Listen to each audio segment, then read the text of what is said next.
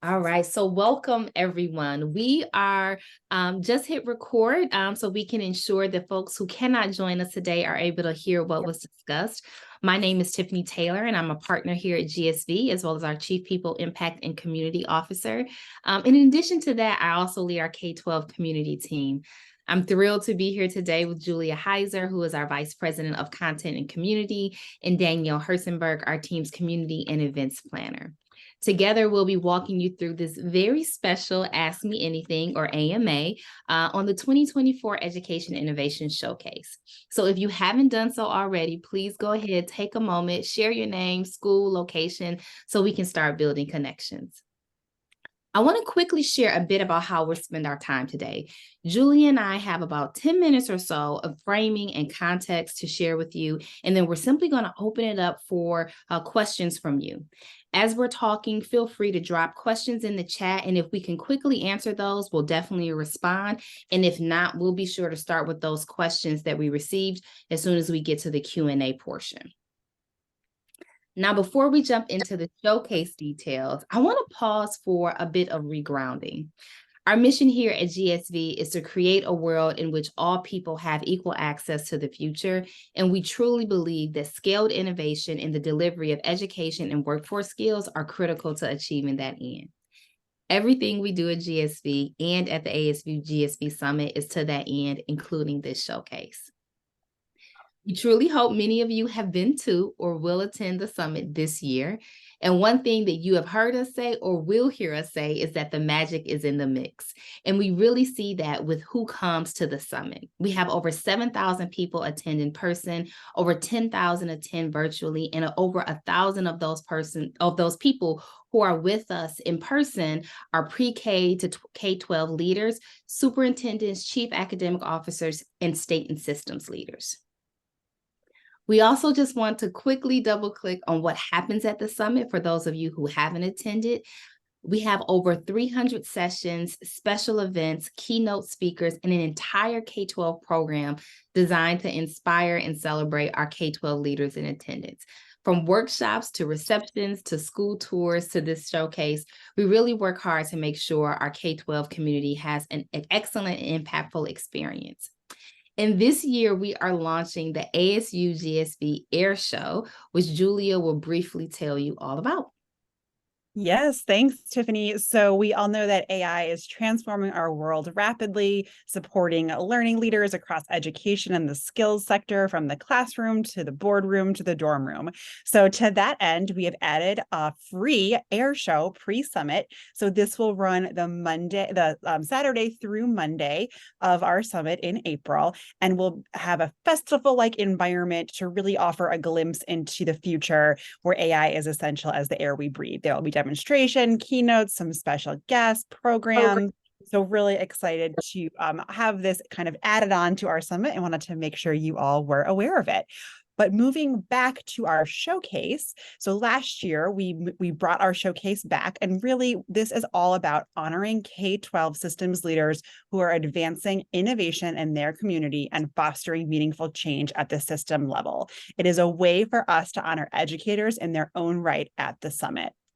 This year, our application is already live. I'll be sharing the link in the chat, and we are thrilled to have such amazing partners in the work. The showcase is powered by Digital Promise, Leap, and Transcend. So a huge thank you to these partners, who you'll hear in a minute have really contributed to the grand prize.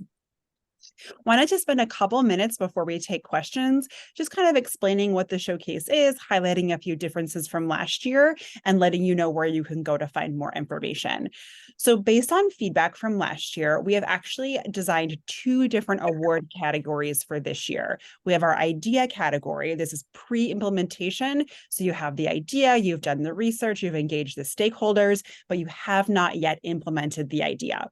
That's the first category. The second category is post-implementation, or impact. And this is where you have really measurable results to share about the innovation that you are leading. We are so excited because this showcase will really help us discover, groundbreaking ideas from diverse thinkers and systems around the world. So wanted to just make sure y'all knew about the deadlines. So December 22nd is our application deadline. You can submit before that. We already have a couple submissions in, which is super exciting. So feel free to submit anytime between now and December 22nd. And then in late January, an application status will be shared via email. If you are selected as a finalist, you will be asked to quickly confirm your live attendance and participation at this year's summit. And just to pull back the curtain a little bit, in between December 22nd and late January, we go through a round of first round judging. And the rubric that we use is directly aligned to the questions that are on the application. We have over 35 judges from 12 different partner organizations, which means we can have between 3 and 5 judges reviewing every single application. So multiple sets of eyes will be on your application. We do ask for feedback. So if any feedback is shared, that will be shared with you when we share your application status. On February 2nd, we'll announce our finalists, and then the live event will take place on Tuesday, April 16th at the showcase. It will be a place where all our finalists will be celebrated, and a few will be asked to pitch live for an opportunity at the grand prize. This is a really awesome opportunity for networking, collaboration, and a chance to see innovation in action. Of course, we want to talk about that grand prize, which is so exciting. So the grand prize, each category will actually have a grand prize. So each category will have 2 finalists, and then one of those finalists will be the grand prize winner. And as I said, our fabulous organizations that we have partnered with are all contributing to our prize. So each winner will receive the Designs Sprint from Transcend, 30 hours of consulting with the League of Innovative Schools, and registration and accommodations to any League of Innovative Schools event, consultation and training on the LEAP Learning Framework, and complimentary registration to next year's ASU+GSV Summit. And then, of course, our idea category winner will receive $5,000, and our impact category winner will receive $20,000. And that is not a grant. There are no stipulations. It is a cash prize to you and your school district. So in addition to the prizes, why should leaders apply? So we really, again, created this showcase for a chance to celebrate innovation in the K-12 community. And we really want to make sure that we are lifting up the innovations of K-12 educators. So it's been pretty quiet in the chat. I haven't seen any questions. So I'm hoping that you all will be invited to come off mute and share any questions that you might have that we can answer live to make sure you have everything you need to apply for the showcase. So I think, Danielle, we can just stop sharing and we can go into gallery view. I'm going to pop some links in the chat about the showcase, and then we just welcome anyone to come off mute, say hello, and share any questions you have. And just know, Julia and I both started our career as classroom teachers, and so we have incredible wait time, as I imagine many of you do as well. I'll go first. I have a question, if you don't mind. Gretchen Clarkson here. Is this the first year this has happened? If not, what are some finalists from previous years, just so I can know if our ideas are maybe aligned with some past years? Yes, Gretchen, it's like you knew what I was doing. So I just popped the link in the chat to our showcase page from last year. And if you scroll all the way down, you will be able to see the top 10 from last year. Again, it was a little bit different last year. We didn't have the 2 categories. So that you won't be able to see that, but you'll be able to click on, you can actually watch their pitch video. You can learn a little bit more about the kind of innovations that we were looking at last year. So I just do want to name those that it is a little bit different with the 2 different categories this year. Oh, good, April. I'm so glad you already watched the pitch videos. Yes, it was. And it also, if you go on that page, I believe there is a link to actually watch the showcase from last year. If not, I will grab it, because we actually did have 3 we had top 3 last year pitch live at the event. So you can also see that. The videos that are linked, I think, are their application videos, but then you'll also be able to watch the showcase event live, which was really exciting last year. Tiffany was our fabulous MC, had a lot of energy. So I'll also link that as well. Thanks for kicking us off with questions, Gretchen. Absolutely. Sorry, I have a question, but Gretchen, did you have anything else? No, I'm good. Thank you. Okay. I have a question about the application. I was looking at it this morning, and there's the question about how technology is utilized. Like how, like we don't, the specific thing that we're going to apply for, like technology is not exactly core component of it. Like we use technology in innovative ways all the time at Ednovate, but this specific area, not as much. Like, how much is that one weighted as far as like incorporating technology into the innovation? Yeah, it's a great question. So it's not weighted any differently than any of the other categories. There's the 5 different categories, impact. And if you're on the application, you can see them. And it's not about the most impressive technology or if you've built or designed an app, although, we'd love to hear about that if you have. It's really about how you've leveraged the technology that you are using. So I imagine any innovation, any idea that you've rolled out has had some element of technology. And what we're really looking for is that you've evaluated different paths and how you've really leveraged appropriately the technology for the solution. That makes sense. Thank you. Yes, of course. I had a quick question. One of the first questions in the impact application is about references both qualitative and quantitative data. To what degree is, actual data, do you want to see that, whether it's numbers or qualitative data kind of embedded in the answers or, kind of referenced, and how data rich should the responses be? I think it's a great question. I do think just from judging last year, I think the more information you can share, obviously there is a character limit. So, but I do think painting the picture of what the impact is going to just be incredibly helpful for our judges. They're reviewing multiple applications. So really getting a sense of what the impact was from both those perspectives. You can also upload supplementary materials. And a lot of folks chose to do that last year where they would upload, not create anything. Please do not create anything, but see this PowerPoint that we shared at our school board meeting for more details about the impact. So that is definitely recommended if that applies to you, and our judges will be taking a look at those supplementary materials. And if you have more than 5, which some people also had last year, you can just email me and I can always attach them to your application, although we'll tell our judges to look at the first 5, to focus on the first 5. Go ahead, Tiffany. And what I would say, Scott, is we're looking for data that's for the impact category in particular that speaks to you scaling that impact. And so I would use that orientation in terms of the data that you choose to share, and hopefully that will help you narrow down what you submit. Ariel, I think I saw you coming off of mute. Are you all set? I am. I'm thinking through the data piece. So I was really stuck in between, like deciding between the idea and impact. And just really trying to think through that pre-implementation and post-implementation. Can you share a little bit more about the differences that are commonly just common amongst the applications?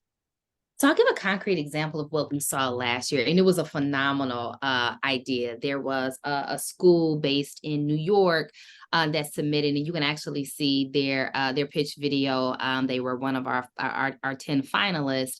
And Ariel, they had the location. I mean, they had worked with the city of New York to get, permits and access to the building. They had started to do meaningful community engagement to ensure that different constituent voices were represented in an authentic way, from students to community members to parents. They had a strong vision and direction for the work.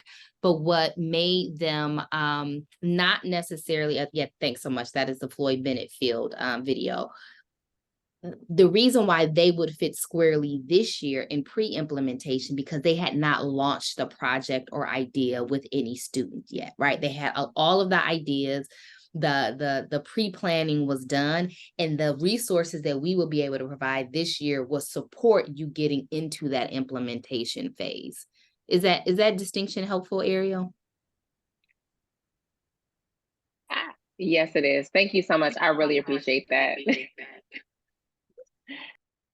And also, Ariel, just to double click on that, there is, if you do have two different innovations, you can certainly apply in both categories. We had a school last year that did, a couple, they couldn't decide which innovation they wanted to share. So that's definitely totally, if that, it does take some time to do the application. So that would be a decision you'd have to make, but you are welcome to do that because we know innovation is happening everywhere, at all different levels and all different spaces. So absolutely.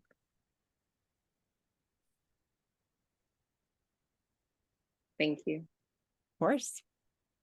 Hi, I'll chime in with our next question. My name is Jacob Yadial. I'm calling in from the CAST network of schools here in San Antonio, Texas. And I noticed with the eligibility requirements for the program, is it only open to schools and school districts, or would an organization like mine who facilitates a bunch of charter magnet schools within school districts here in San Antonio be eligible? Or like, what would be our best practices for applying if we can? Yeah, great question. So we are looking for schools and school districts. So if you are considered a district or a network, that would certainly be eligible for application. I think what we're trying to really reinforce is, there's so many amazing nonprofit partners that are working directly with schools. But again, we're really looking at innovation in K-12 systems. So if you have an amazing nonprofit partner that you want to bring in and help you write the application, we certainly saw that last year as well, but really want the application to come directly from a school or a network. Okay, that'll be good. I'll put that up on the channel to see if we have a school that would like to apply. All right, thank you. That was it for me. Follow up for that, Julia. So I work closely with the school district. I actually work for the school district, but I'm the director of our school foundation. So if I were to apply, I just need to apply as the school district and not through the foundation. Is that correct? Thank you. Absolutely. And actually, I have one more question to include. Yeah, of course. When we're talking in the questions I'm looking over and we're talking about like impact and scaling, is it appropriate in our answers to use if we were to win, how we would be able to leverage like the consulting hours or the other prize aspects to scale our project? Or is it not worth us to waste, I guess, like that character space on that? So it depends on which category you're applying to, right? So it would be very appropriate if you were applying to the idea category and you are trying to communicate to the team and to the judges that, this is where we are, this is the vision, this is the intended impact, and this is how we will be able to realize that vision and that impact with additional support from the GSV community, Digital Promise, LEAP, and Transcend. If you are applying in the impact category, we will need to see existing impact. And so in that regard, if you have additional space and you want to upload an overview of how you already envision leveraging the prizes or the consulting hours or the resources, I would say yes, but it would be more priority for the idea stage than the impact stage, if that's helpful. Okay. Thanks for the question. It's a really great question. Thank you. That is helpful. Although I can say for us, even if the areas that we have impact, the money would help us do the evaluation and monitoring of it for the future. Yeah. So I appreciate that. Yeah, that would be something to share. Definitely. Definitely. And I'll just name and give voice. We have the character limit because we do want to respect your time as educators and as, you're just leading such incredible work. And we wanted to make sure that, given the time, I'm sure you could share for pages and pages. So that is just a little behind the scenes about why we have that. But I would also say, if you have extra space in those characters, explaining a little bit about how you might use it, I think will be really helpful to hear. I mean, since we mentioned technology, we're probably using ChatGPT to help us get in that character limit. Absolutely. I love to hear that. Everyone furiously takes down that note, like, use ChatGPT. I have a quick question. Can you share the difference between what we submit in the application and what that might look like as far as like the live competition on the day of? Yes, absolutely. So the application, it has a lot of details. It really goes into the context behind your project, really trying to understand it. And then our 10 finalists are asked to, 5 finalists are asked to get ready for a 3-minute live pitch. And we know that educators are not used to doing live pitches. So we actually partner with many of our GSV portfolio companies to provide free coaching and support for you to get ready for that live pitch. And people really enjoyed that last year because it was just such a great opportunity to get real-time feedback from people who pitch every day, multiple times a day. So that 3 minutes will really be, and will provide guidance, but really will be a chance for you to explain what you're doing, who it's impacted, a little bit of the story behind it. So we have pre-written guidance, and Tiffany popped the link to last year's event in the chat. So you'll actually be able to watch the 3-minute, pitches live and kind of see what they covered. And there'll be a countdown clock, if you're up on the stage, so you won't have to worry about timing yourself. And we're also available. I listened to a lot of pitches last year and just helped people kind of hone in, since I was not a judge of the event. So there's a lot of support from getting you from application to pitch. Tiffany, would you want to add on anything? I know you were excited about that part last year. I was definitely excited about the coaching. So make sure you take advantage of connecting with our entrepreneurs for that coaching session. I'm someone, I always say, no one will be more prepared than me. And so I know a lot of educators operate the same way. So take advantage of that. I would say the other thing is really take advantage of reviewing that showcase event from this past April. And it's not even just the pitches on stage, so you can get an idea of what it would look like, what it will look and feel like to be on stage, but also so you can understand the energy of the entire event and what it means to be a part of the GSV educator community. So if you have the time, put it on in the background or on your second screen while you're, in a work block of sorts. I think it will be truly, truly beneficial for you. Thank you, ladies.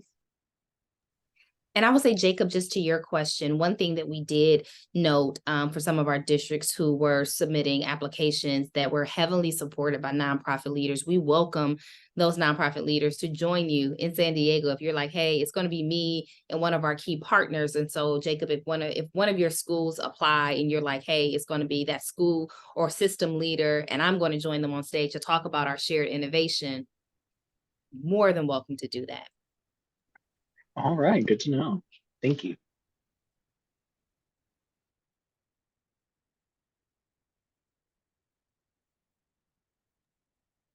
Any other questions or wonderings or offerings? We'll take them all.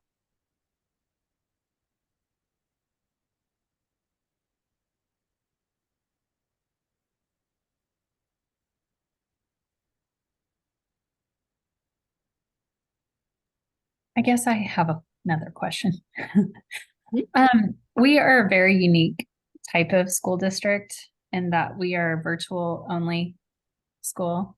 And sometimes the problems that we're trying to solve, a regular brick and mortar school district doesn't have. Do you have other school attendees that are like us? Absolutely. Actually, we had one that was a finalist this past year. Oh, you did? And Okay. I actually think they were the second place winner, right? Or third place. Was it third place, Julia? I think second place, right? I think they were second place. Yeah, a School Without Walls in New York City was second place. So yeah, go watch their video. But yes, absolutely. Okay. Yes, that is very exciting and encouraging that maybe these are our people, because we are looking for who's our people. We're all alone out here in Oklahoma by ourselves. So thank you. Yes, and that's such a good point too, just to reinforce what Tiffany said, what it really means to be a part of our GSV K-12 community. I mean, that is also the beauty of this event. Last year, our 10 finalists really, bonded, and we're like, oh, we want to go out to dinner together. We want to hear more about each other's innovations. And it was really an opportunity to not only be able to share what was, they were working on, but really learn from others. So that question just reminded me of really the power of our community and being live at the summit and being able to sit next to other educators and talk through challenges, I think is just such an amazing part of what we do and being in person. So just want to reinforce that, yes, there will be people for you there if you're able to come.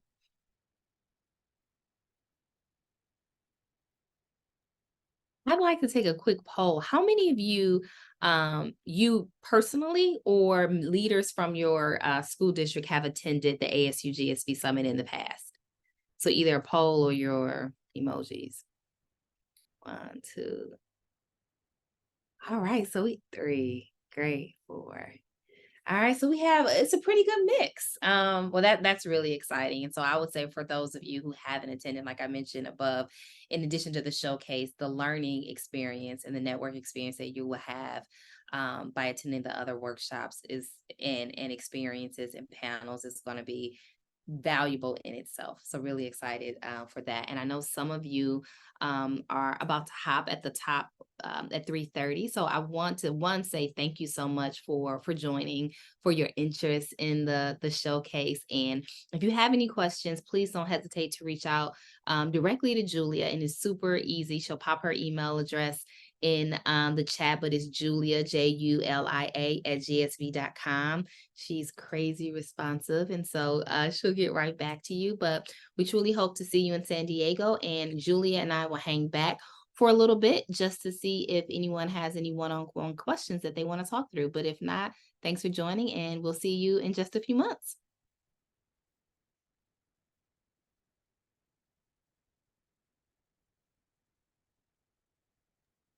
Thank you. Thank you, Ariel.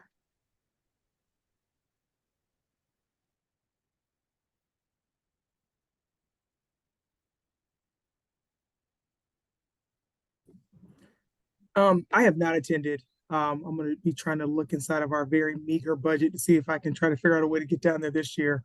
But we had a couple folks from our district that came last year. I think we're on one of the side panels. So I hate to out loud wonder this, but would that be something that would count against us from applying for this award? Okay, since they've spoken before. Okay, just wondering. Oh, absolutely not. No, it's really great. I think that it actually creates an opportunity for you to connect with those leaders, to share what you're doing, and they can provide insights into who we are as the ASU+GSV community. So absolutely not. There's no question on the application that references, have you ever been, or has There is a question, but There just is a question that asks that. But I should say, have you ever been a speaker or a panelist or things of that? Thanks for asking the clarifying question. But no, you're all set. Won't be held against you at all. Great, thank you.